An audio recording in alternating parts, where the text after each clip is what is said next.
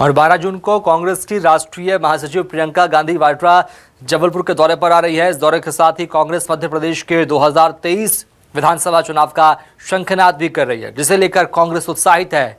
जबलपुर से कांग्रेस करेगी चुनावी शंखनाद, प्रियंका गांधी बिगुल फूकेंगी चुनाव का। मध्य प्रदेश कांग्रेस की बैतरणी पर पार लगाने की तैयारी यहां पर कांग्रेस में जुट गई है। जबलपुर में शंखनाद करके बड़े चुनावी किले पर नजर है कांग्रेस की। प्रियंका के दौरे पर बीजेपी का करारा वार भी सामने आया और यहां पर कांग्रेस जो है जबलपुर से चुनावी शंखनाद करने जा रही है।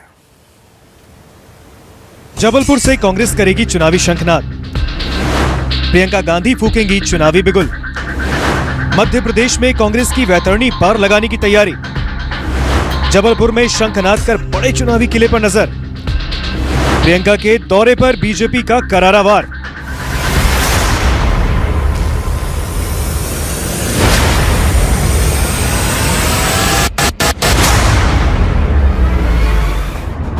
मध्य प्रदेश के चुनावी किले को फतह करने के लिए कांग्रेस इस बार तगड़ा चुनावी चक्रव्यूह तैयार करने में जुटी है।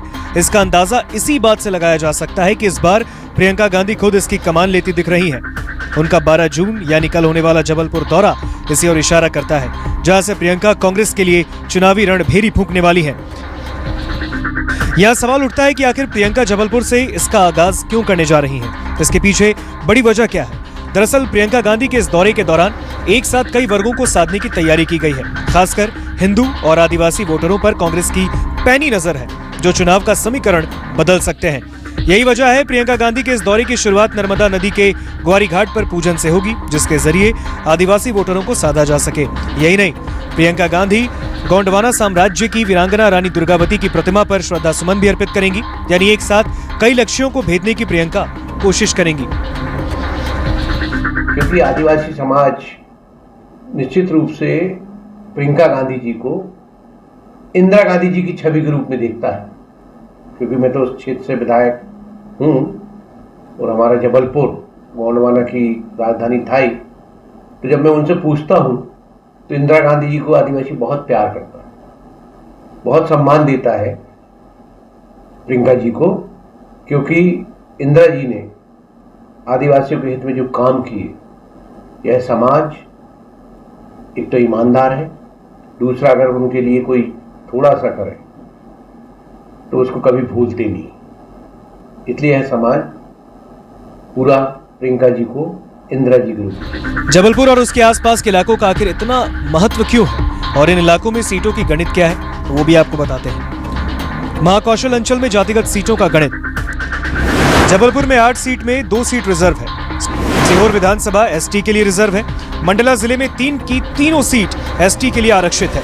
नरसिंहपुर सीट में 1 गोटेगांव सीट एससी के लिए आरक्षित है। छिंदवाड़ा में कुल 7 सीट में से 3 एसटी और 1 एससी के लिए आरक्षित है। सिवनी की 4 सीट में से 2 सीट आदिवासी के लिए आरक्षित है। लखनादौन और बरघाट की सीट एसटी के लिए आरक्षित है। बालाघाट की 6 सीटों में से 1 बैहर सीट एसटी के लिए आरक्षित है। डिंडोरी जिले में 2 की दोनों सीट एसटी के लिए आरक्षित है। कटनी की 4 सीटों में से 1 बड़वारा सीट एसटी के लिए आरक्षित है। शहडोल, डिंडोरी, मंडला, अलीराजपुर और झाबुआ जैसे आदिवासी बहुल क्षेत्र हैं। अब आपको अंदाजा हो गया होगा कि कांग्रेस ने प्रियंका गांधी का यह दौरा ऐसे ही प्लान नहीं किया। इसके पीछे कई विधानसभाओं का गणित है। यही नहीं, नर्मदा नदी केवल मध्य प्रदेश की लाइफलाइन नहीं है, सूबे की सियासत का भी ये एक बड़ा केंद्र बिंदु है।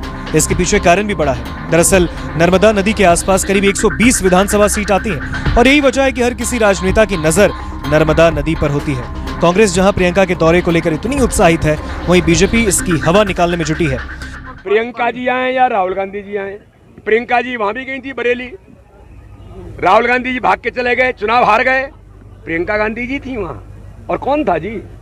राहुल गांधी जी देश के अंदर घूम रहे थे। क्या होता है, इनके खून में आज भी अंग्रेजों के जीन्स हैं। बीजेपी भले ही प्रियंका गांधी के जबलपुर दौरे को अहमियत नहीं दे रही हो, लेकिन उसकी भी नजर महाकौशल के तहत पड़ने वाली विधानसभा सीटों पर है, क्योंकि जीत का रास्ता यहीं से होकर गुजरता है। और अगर विधानसभा में भगवा फहराना है तो बीजेपी को यह चुनावी किला फतह करना पड़ेगा। न्यूज़ 24 मध्य प्रदेश छत्तीसगढ़ के लिए कुमार इंदर की रिपोर्ट।